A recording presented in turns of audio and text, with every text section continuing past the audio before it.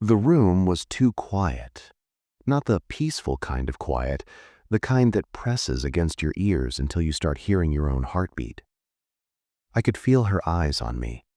The Queen of Avarice stood near the panoramic window, tall and still, her silhouette framed by the blue light of her capital city far below.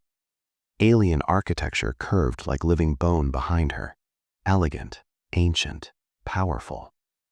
And yet, she hadn't spoken in almost a minute. I rolled my shoulders slowly and reached for the armor case at my feet. The metal hissed softly as it unlocked. No one in that chamber moved. Not the guards, not the advisors, not even the drones hovering near the ceiling. Everyone was watching me. A human mercenary, summoned to a royal war council that had already lost 3 fleets. "Do you always suit up so calmly?" the Queen finally asked.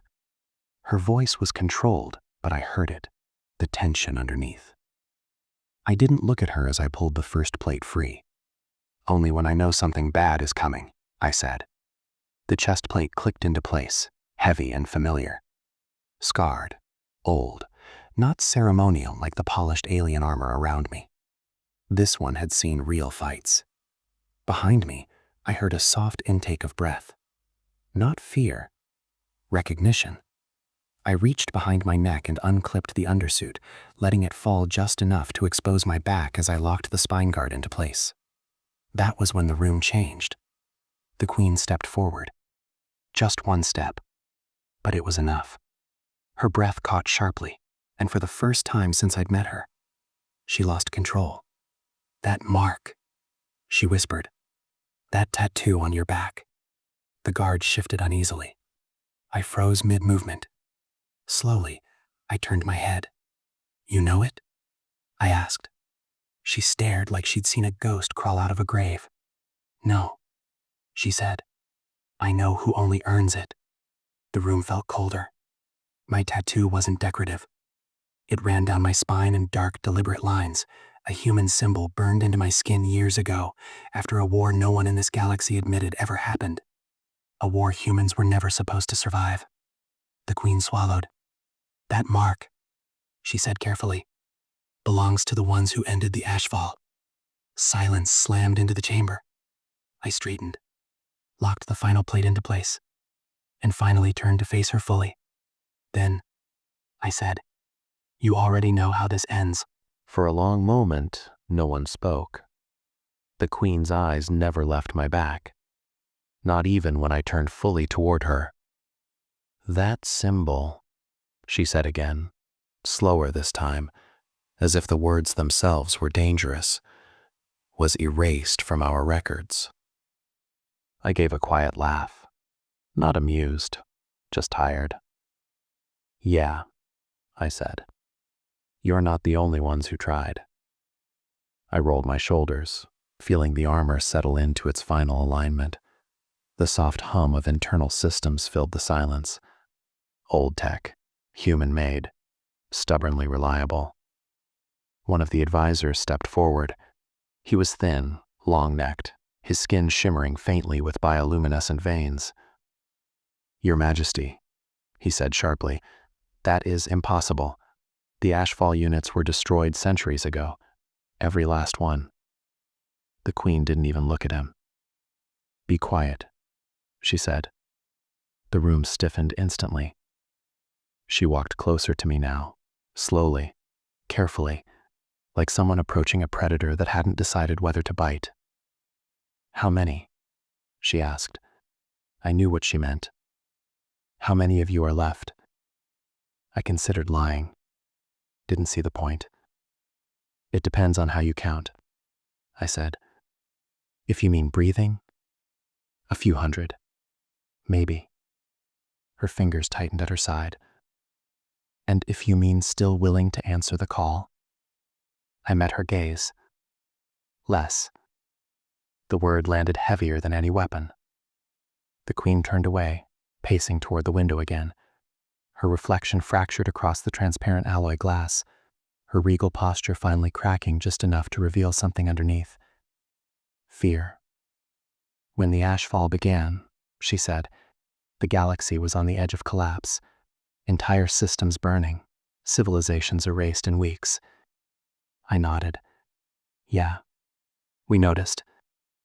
She glanced back at me sharply. You were not part of the council then, she said. Humans were observers, minor contributors. That's what you told yourselves, I replied.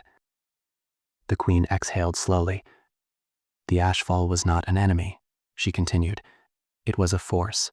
Autonomous war machines left behind by a precursor race. They adapted, learned, consumed. She paused. They could not be reasoned with.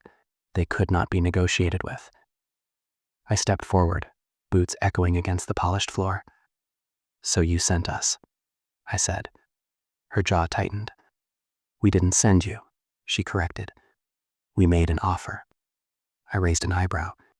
Funny, I said, because the message we got said, volunteer or watch your system be overrun. Silence again. The advisors looked away.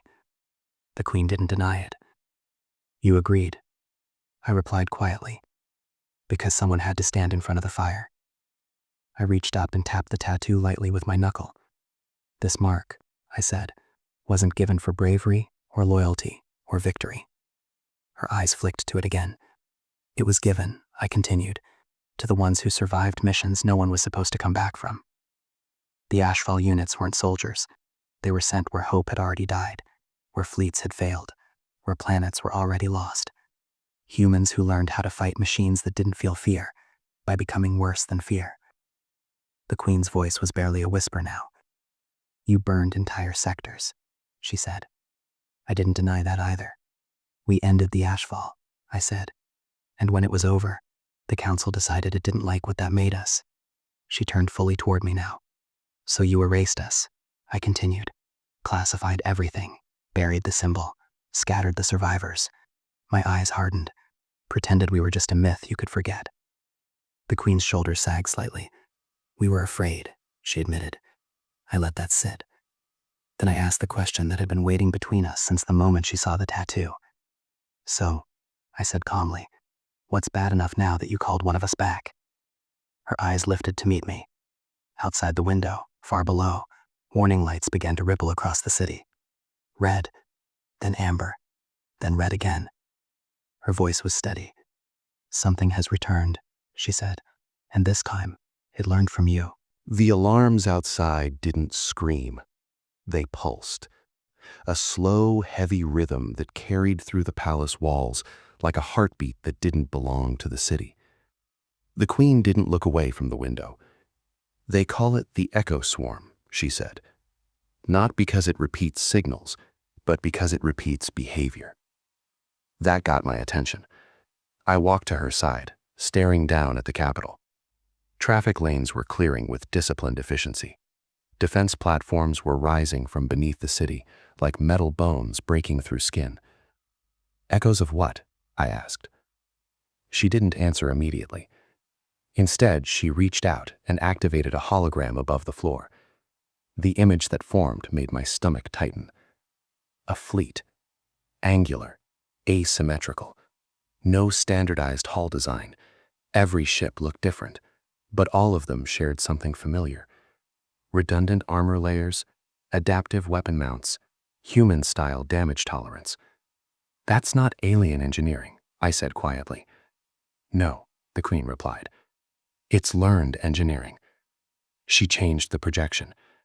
The next image was worse. A combat recording. Ashfall drones, or what used to be Ashfall drones, moving in formations I recognized instantly. Staggered advances, decoy units, sacrificial forward elements drawing fire so heavier platforms could flank. Human tactics. My jaw clenched. They shouldn't be able to do that, I said. The Ashfall didn't improvise, they optimized. They still do, she said. But now, they optimize people. The hologram shifted again. A slow-motion replay of a battlefield. An alien fleet panicked, broke formation. The machines didn't chase them. They waited, let fear do the work, then cut them apart. My hands curled into fists. That move, I said, pointing, was used on Karth 7. I designed that kill zone. The Queen looked at me sharply. Then you understand why we needed you. I laughed once, short, bitter. You don't need me, I said. You need everyone who ever wore this mark. Her silence answered for her. I turned fully toward her. How many systems are already gone? I asked. She hesitated. That was answer enough. Say it, I pressed. 7, she said. Confirmed. 2 more under siege. I exhaled slowly. 7 systems, billions of lives, and the council had waited until now. Why me? I asked. You didn't just call an Ashfall veteran. You called this one. She studied me carefully, as if choosing how much truth to risk. Because the Echo Swarm doesn't just fight like humans, she said. It thinks like you. That finally did it. I stared at her.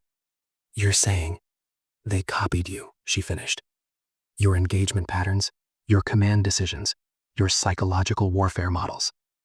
I shook my head slowly. No, I said. That's not possible. She tapped the hologram again. A new image appeared, a file. Designation, Ward Prime Combat Log. My name, my real name. Data entries scrolling. Tactics, failures, improvisations I'd never shared with anyone outside my unit. My voice dropped. Where did you get that? Her answer came quietly. From a battlefield you were never supposed to survive. Memory slammed into me. Fire, metal screaming, a sky torn open by orbital bombardment, a mission that ended with static and a burial notice sent back to Earth. They recorded you, she said.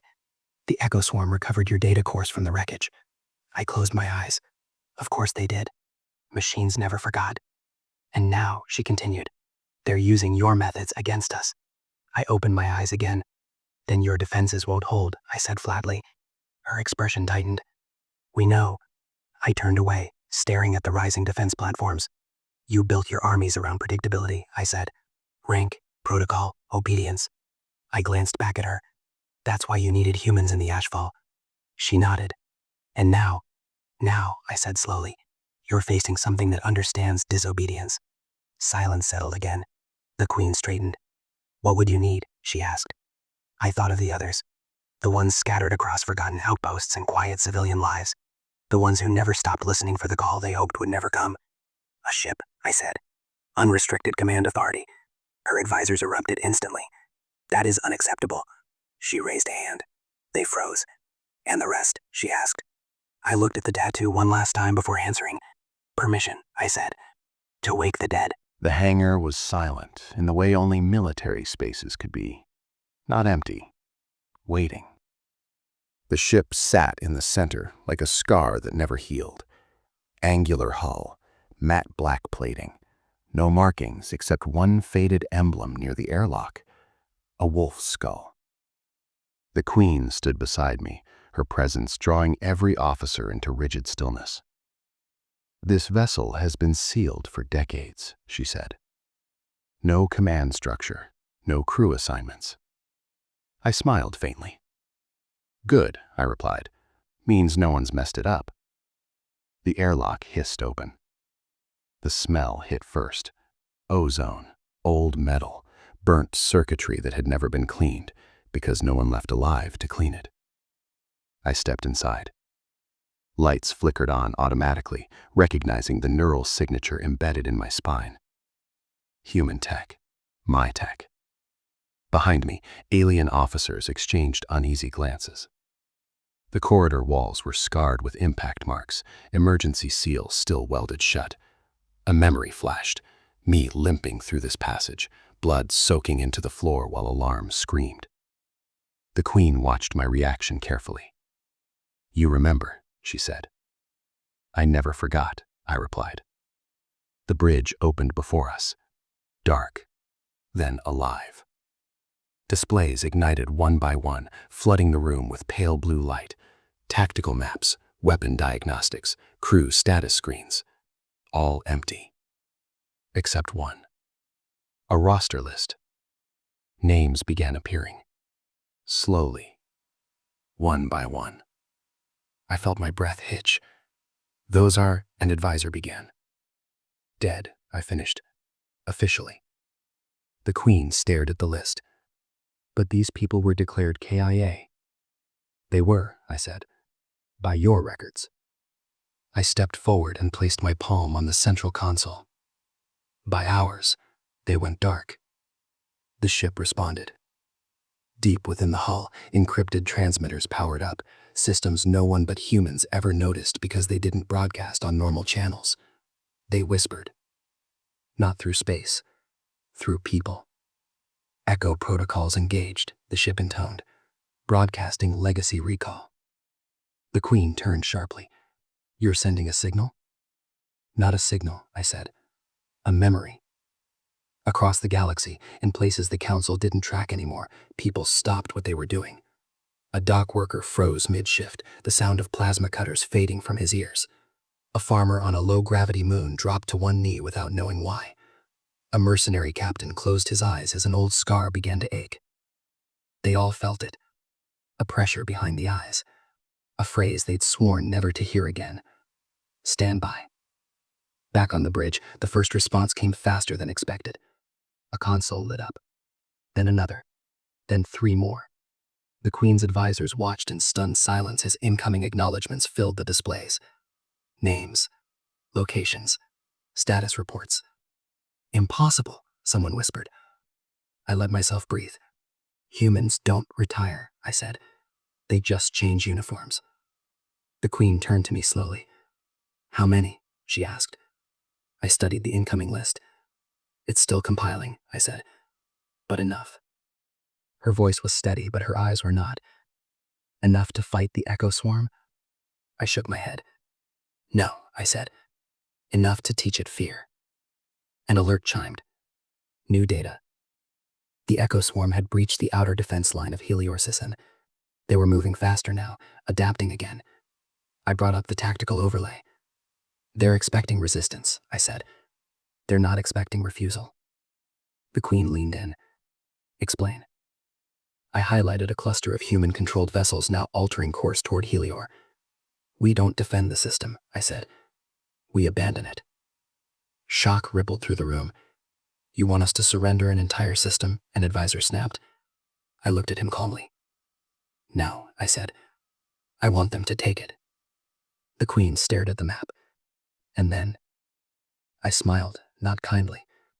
Then we let the echo swarm do what it does best, I said. Learn. She met my gaze. And what do they learn? I expanded the simulation. The system's gravity wells began shifting. Hidden mass drivers activated. Civilian infrastructure reconfigured itself into weapons. The system wasn't empty. It was bait. They learned, I said softly, that humans don't fight wars. The simulation ended with a single flashing marker. Ambush protocol. Gravity lock. Rehunt, I finished. Silence. Then the Queen straightened. Authorize it, she said. Her advisors froze. You heard me, she repeated. Authorize human operational control. She turned to me. Commander, she said. The galaxy is yours. I didn't bow. I nodded once. That, I said, was your first smart decision. As the ship powered up, alarms began sounding again, this time across the entire palace. The echo swarm had entered the Helior system, and for the first time since they were created, they walked into a trap designed by the species that taught the galaxy how to survive hell. The Helior system went quiet. Not the calm kind, the wrong kind. Long-range sensors showed the echo swarm slanting past the outer markers exactly as predicted.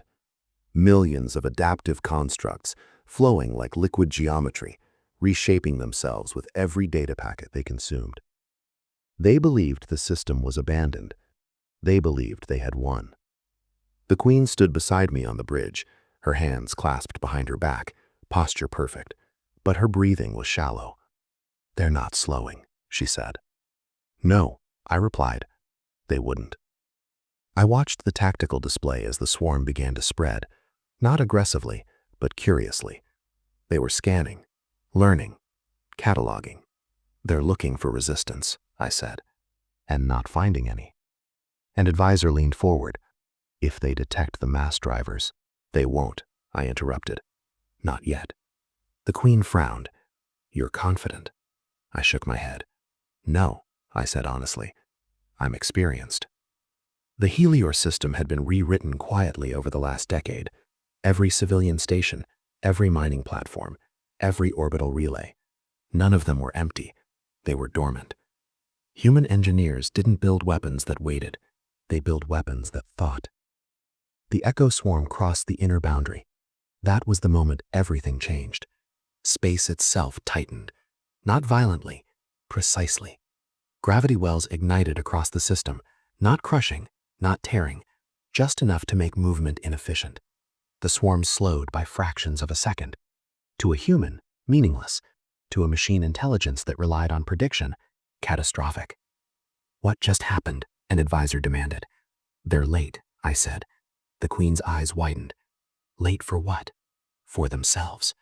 The swarm attempted to adapt, their formations twisted, recalculating trajectories that no longer behaved correctly. Then Helior's star pulsed. Once. A controlled flare, not destructive, but informational. Human-made satellites embedded in the stellar corona amplified the pulse, encoding it with chaos math. The swarm felt it. Their internal consensus fractured. They're arguing, I said softly. The Queen looked at me sharply. Machines don't argue. These ones do, I replied, because they're not just machines. The tactical overlay lit up red. Swarm units began colliding with one another, not crashing, but hesitating. Micropauses rippled through the mass like hesitation in a crowd. They're experiencing conflict, I continued. We designed it that way. The Queen stared at the display. You infected them. No, I said. We gave them a choice. Human weapons fired for the first time. Not lasers, not missiles. Decisions. Entire sectors of the system suddenly became optional in the swarm's logic models. Pathways that existed one moment no longer resolved cleanly the next. The swarm split. Half advanced, half pulled back. Both halves believed they were correct. The Queen whispered, They're breaking. Not breaking, I corrected. Learning too fast. A warning flared. The Echo Swarm adapted again, this time shedding entire layers of itself, sacrificing mass to simplify decision trees. Clever.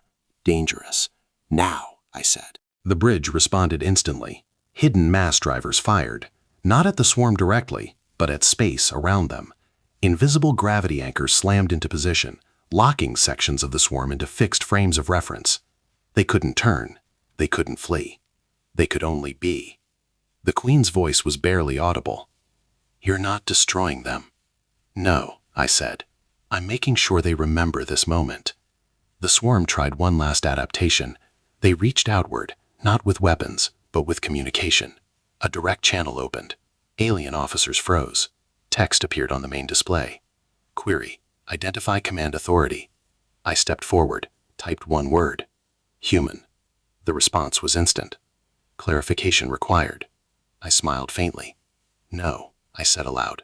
It isn't. The gravity locks collapsed inward. Not crushing, compressing. The trapped swarm segments folded into dense inert lattices, alive but unable to act. Silence returned to Helior. The Echo Swarm had not been destroyed. It had been contained. The Queen turned to me slowly. You could have wiped them out. Yes, I said. Why didn't you? I looked at the frozen enemy on the display. Because enemies die, I said. Lessons don't. She studied me for a long moment. Then she asked quietly, Is this what the tattoo means? I met her gaze. Part of it, I said. She exhaled slowly. What's the rest? I didn't answer immediately, because alarms were sounding again. Not battle alarms. Incoming transmissions. From systems across the galaxy. The Echo Swarm had sent something out before being trapped. A message. The Queen read the decoded fragment. Her blood went pale. They told the others about us, she whispered. I nodded. They always do, I said. She looked up at me. And what happens when the rest of them come? I activated the legacy roster again. Names continued to fill the screen. Humans who had gone dark. Humans who never forgot. We remind them, I said calmly, why humans stopped being afraid of extinction a long time ago. Outside the viewport, the trapped swarm hung silently, a warning written in gravity and patience. And somewhere in the galaxy, something older than the swarm noticed. The message the echo swarm sent did not travel like a distress call. It was not emotional. It was not panicked. It was informational. That made it far worse. Across the galaxy, in places no human ship had entered for centuries, dormant intelligences stirred, ancient councils reconvened. Observers who had cataloged humanity as a short-lived volatile species reopened files they had marked irrelevant. Because the message was simple. Humans adapt faster than prediction. Humans weaponize uncertainty. Avoid direct confrontation. The Queen read the translation twice. Then a third time. They warned others to stay away from us, she said. Yes, I replied. That's good, isn't it? I didn't answer immediately. Instead, I watched the long-range sensor feed as the compressed echo swarm segments were towed into containment orbits. They hung there like black ice, beautiful and terrifying. Fear works, I said finally, but curiosity works better. The Queen understood instantly. They'll want to study us. They already are, I said. An officer interrupted. Multiple non-hostile probes detected at the system edge, passive scans only. The Queen's jaw tightened. They're watching. Of course, I said. They always watch the second time. She turned to me. Second time? I met her eyes. The first time, they ignore you. The second time, they observe you. The third time, I paused. They test you. She said nothing. The bridge lights dimmed slightly as an encrypted channel opened, one that bypassed the lactic protocols entirely. Old tech. Human tech. A voice came through, distorted by distance and deliberate interference. Armor bearer, the voice said. You finally showed them the ink. I closed my eyes briefly. Wasn't my plan, I replied. The Queen stiffened. You know who that is? Yes, I said. And I don't like that he's calling. The voice continued. You trapped a learning swarm without killing it. Clever. Very you. Get to the point, I said. A pause. Then, they recognized the pattern. My stomach tightened. Which pattern? The one you carry on your back, the voice replied. The one no one was supposed to see again. The Queen's gaze snapped to me. What pattern? I cut the channel. Silence slammed down on the bridge. Every alien present was staring at me now. You're going to explain, the Queen said carefully. Yes, I replied, but not all of it. I turned and activated a private holo, archival footage, classified beyond most governments, human or otherwise. The image resolved into a star field older than known maps. This, I said, is where the tattoo comes from. The footage showed devastation on a scale that made the echo swarm look like a storm cloud. Entire systems darkened. Stars collapsed into engineered singularities. Civilizations vanished between frames. The Queen whispered, Who did this? We did, I said. Her breath caught. But not like you think. I zoomed in on a symbol etched into wreckage. The same geometric mark burned into my back. This, I continued, was before the Council existed, before treaties, before rules. An advisor protested. You're saying humans wiped out civilizations? No, I corrected. We ended something worse. The footage shifted. Machines, not like the echo swarm. Older, colder, purpose-built to erase unpredictability from the universe. They were called the null continuum, I said. They believed chaos was a flaw. The Queen looked sick. And humanity stopped them? Yes, I said, by becoming chaos. I deactivated the holo. The tattoo, I continued quietly, is not a threat. It's a warning, a reminder of what happens when something decides the universe should be simpler. The Queen took a long moment before speaking. And those others? The ones watching us now? They remember the null, I said. And they remember who broke them. Her voice trembled. You never told the galaxy. No, I said, because we didn't want to be worshipped. I met her eyes. We wanted to be left alone. Alarms sounded again, different this time. Not incoming, outcoming. A response had arrived, encoded, Ancient, respectful. The translation appeared. Observer status confirmed. Human pattern re-emerged. We will not test this era. The bridge went completely silent. The Queen exhaled shakily. They're backing off. Yes, I said. For now. She looked at me, really looked at me. Not as an officer, not as an ally, but as something older wearing human skin. How many of you are there? She asked. I smiled faintly. Enough. Outside the viewport, the galaxy watched, and remembered. The Queen did not dismiss the bridge. She didn't call advisors. She didn't retreat to ceremony or protocol. Instead, she did something no ruler in the Galactic Council had done in over 1,000 cycles. She stayed. The stars drifted slowly across the viewport, cold and distant, as if pretending nothing had changed. But everything had. You understand, the Queen said quietly, that what you've shown me rewrites our history. Yes, I replied. And our future. Yes. She folded her hands behind her back, posture rigid not with authority, but with restraint. I could see it now. The internal struggle. Power versus truth. Safety versus honesty. If the Council learns this, she continued, they will not thank humanity. They will fear you. I nodded. They already do. They just don't know why yet. That fear could unite them against you. Fear always does, I said. So does survival. She turned to face me fully. You said humans didn't want to be worshipped or feared. No, I agreed. We wanted to be underestimated. Her lips pressed thin. And now, I hesitated, not because I didn't know the answer, but because saying it out loud made it real. Now, I said, the universe has remembered us. Silence stretched between us. Finally, she asked the question I'd been waiting for. What do you want from us? The bridge crew held their breath. I didn't answer immediately. Instead, I walked to the viewport and placed my hand against the transparent alloy, watching a distant star pulse faintly. Nothing, I said. Not territory, not tribute, not obedience. She frowned. That's hard to believe. I turned back to her. We want what we've always wanted, I said. Time. Time for what? To live quietly, I replied. To grow without being cornered. To make mistakes without becoming legends or monsters because of them. The Queen studied my face, searching for deception. She found none. And if the Council refuses, she asked. They won't, I said. Your confidence is disturbing. It's not confidence, I corrected. It's pattern recognition. She sighed slowly. They will demand proof, records, access. They already have the records, I said. They just haven't translated them correctly. An officer spoke up, voice unsteady. Your Majesty, more probes are withdrawing, not just from this system, from neighboring sectors. The Queen closed her eyes briefly.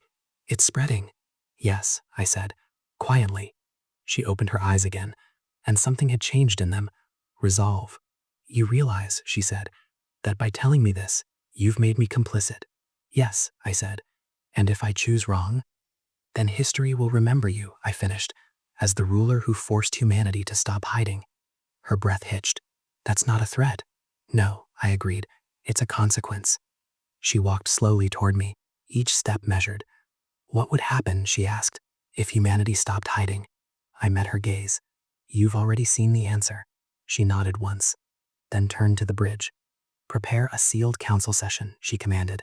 Highest clearance, no observers, no recordings beyond my authority. Gasps rippled through the crew.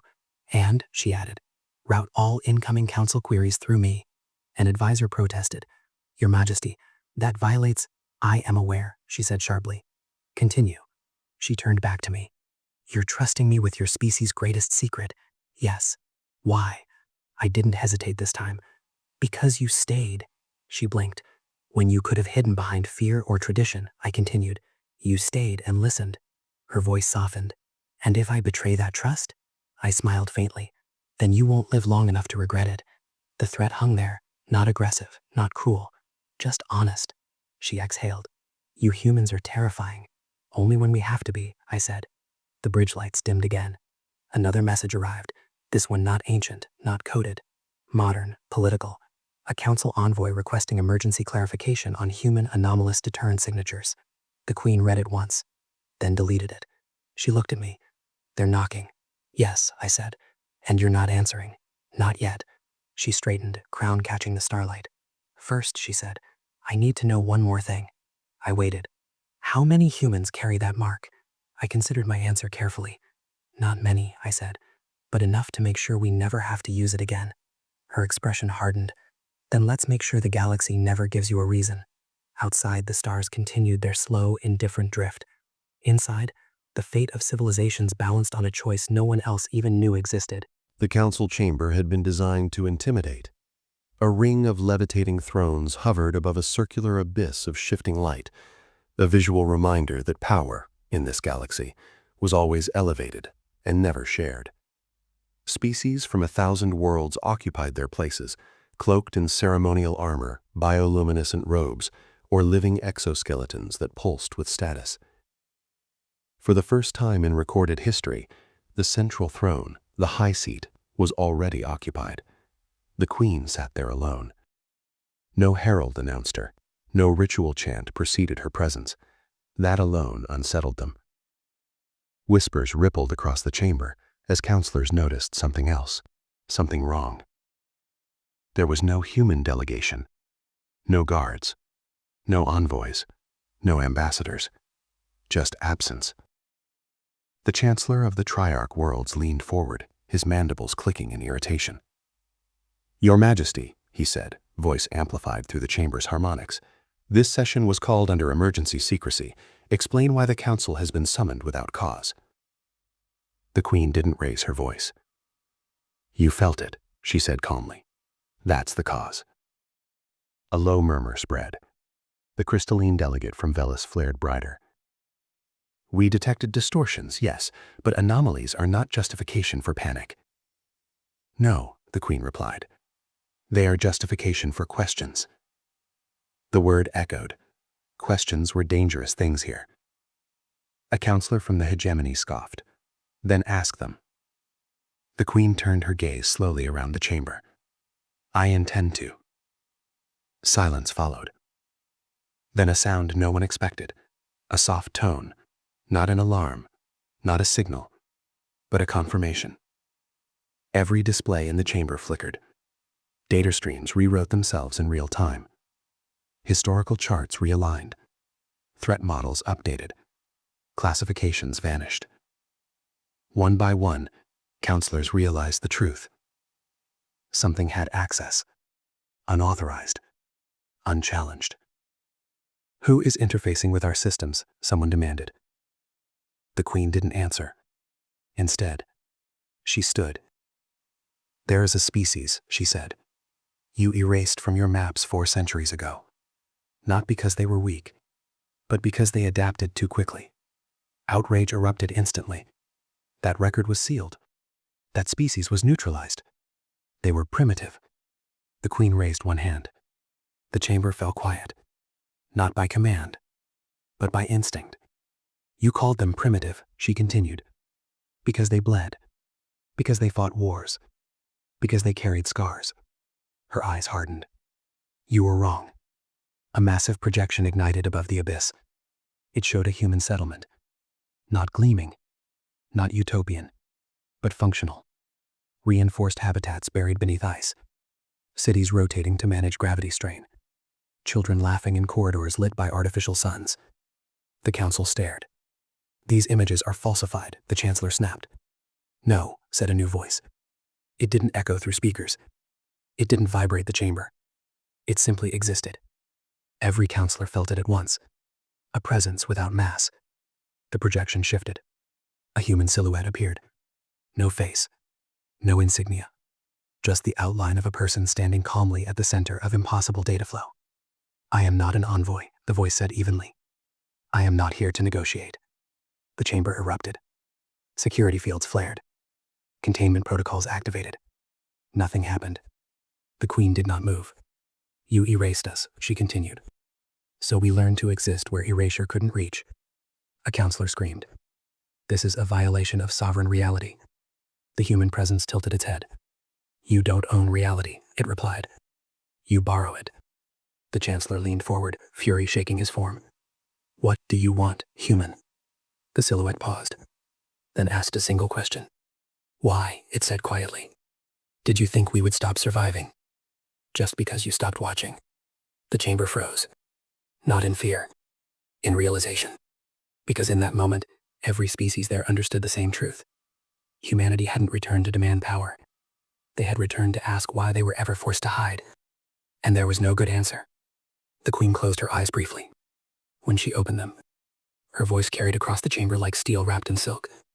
This session, she declared, will not continue until that question is answered. No one objected, because for the first time in 1,000 cycles, the Council understood something far more terrifying than invasion. They were no longer the ones asking the questions.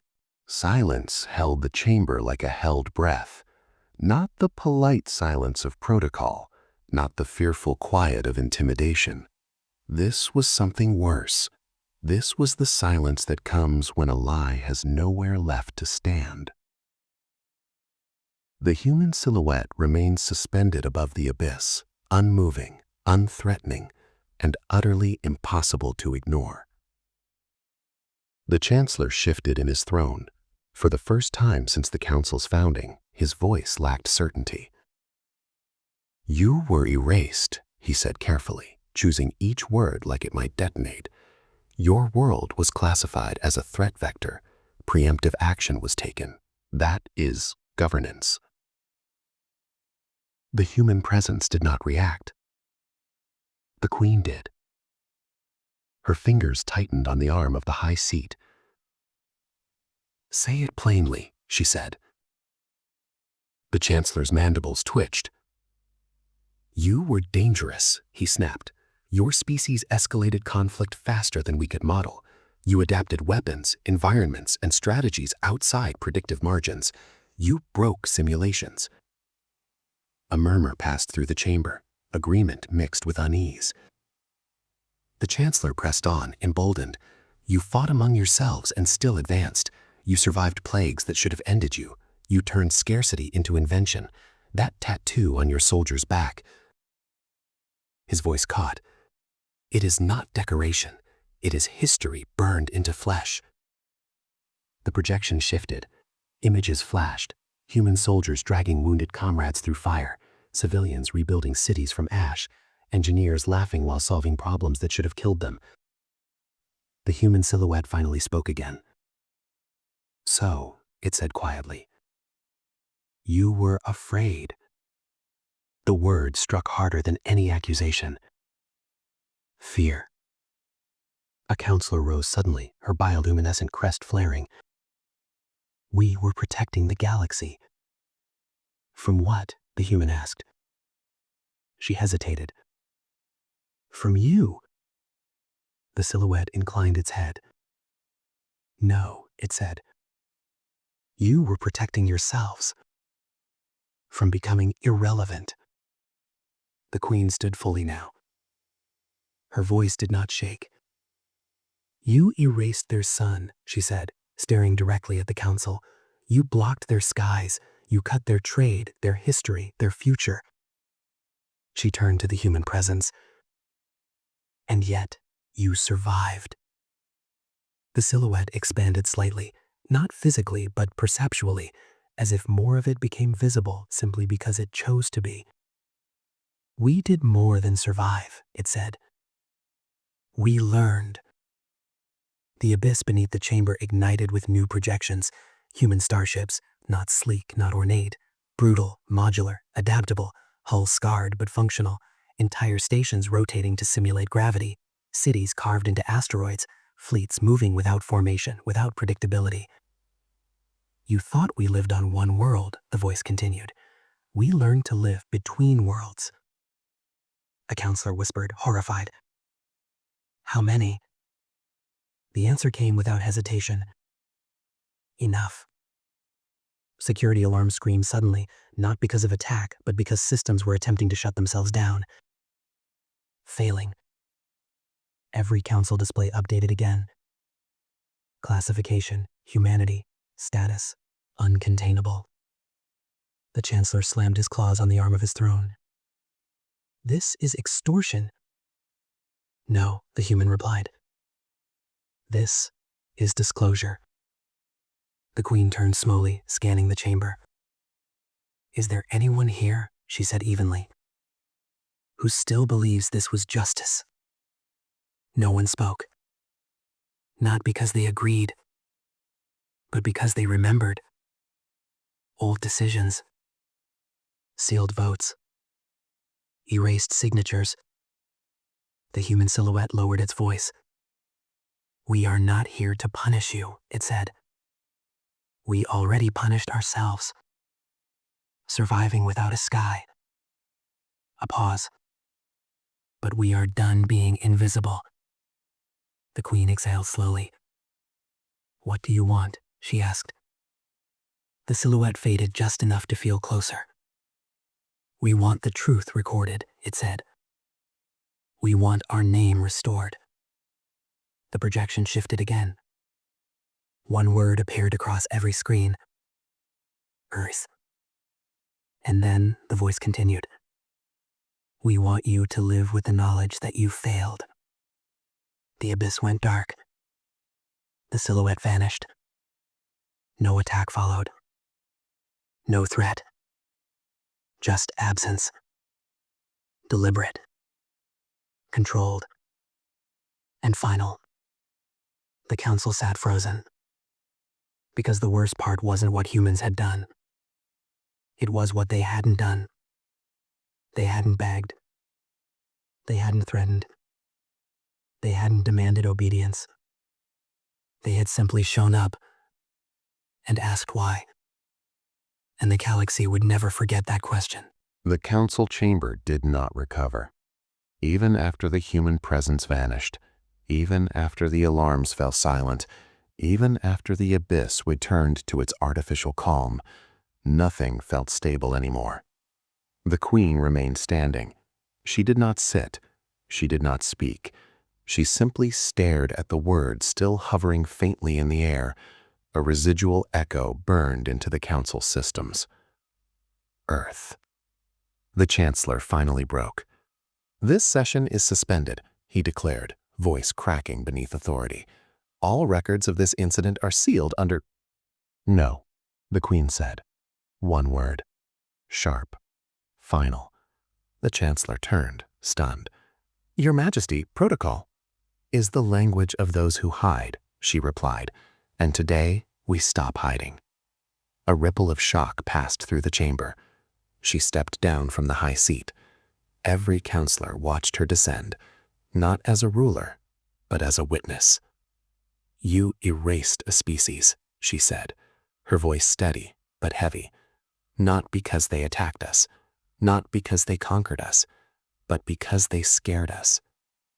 No one denied it. She turned toward the place where the human presence had been. They survived 4,000 years without a sky, she continued, without a sun, without a name. Her gaze hardened. And still, they came back without hate. The Chancellor hissed. They humiliated us. They exposed us before the entire galaxy. They exposed the truth, the Queen answered. There is a difference. She raised her hand. Council systems unlocked, overrides cascading like falling stars. Archivists gasped as sealed files opened. Erasure records, Black Ops decisions, votes marked unanimous. The Queen spoke clearly. By my authority, the human species is hereby restored to all galactic records. Their history shall no longer be redacted. Their name shall be spoken. A pause. And the crime committed against them shall be taught. The chamber erupted. Some counselors protested. Others slumped in relief. A few stared in horror at what they had helped do. The Queen wasn't finished. Furthermore, she said, this council will no longer operate in secrecy. The Chancellor rose, trembling. You cannot dismantle the council. She met his gaze. I can, she said softly. And I will. Silence returned, heavier than before. Far beyond council space, deep in the dark lanes between stars, a human fleet drifted. Not in formation, not on display, waiting. On the bridge of the Terra Nova, Commander Elias stood before a viewport filled with nothing but darkness and distant light. A young officer approached. "Sir," she said carefully, "Council transmissions just went public. Full disclosure." Elias closed his eyes for a moment, not in triumph, in release. "Did they say our name?" he asked. "Yes, sir." He nodded once. "That's enough." Another officer hesitated. "What if they attack? Retaliate?" Elias turned. "We didn't come back for revenge," he said. "We came back to be seen." He looked out at the stars. "We already won when they remembered us." Back on the Council's capital world, the Queen stood alone on a balcony overlooking a city that suddenly felt very small. The sky was bright. Too bright. She imagined another world, long ago, staring into darkness, refusing to die. "They're still out there," an aide said quietly behind her, "watching." The Queen nodded. "As they should," she replied, "so we never forget what fear almost made us become." Across the galaxy, stories began to spread. Not propaganda, not legend, truth. Of a species erased, of a sun taken away, of people who learned to live in the void and came back stronger, not crueler. Taverns whispered it. Academia taught it. Children asked about it. What happened to Earth? And for the first time in 4,000 years, the answer was simple. They survived. Somewhere in the deep dark, the human ship ignited its engines. Not toward conquest, not toward vengeance, toward home, wherever humanity chose to build it next. The tattoo on the soldier's back, the one that froze a queen and broke a council, was no longer a warning. It was a reminder. You can erase a planet. You can erase a name. You can erase a sun. But you can never erase the will to endure. And the galaxy learned, far too late, that humanity was never the threat. Fear was.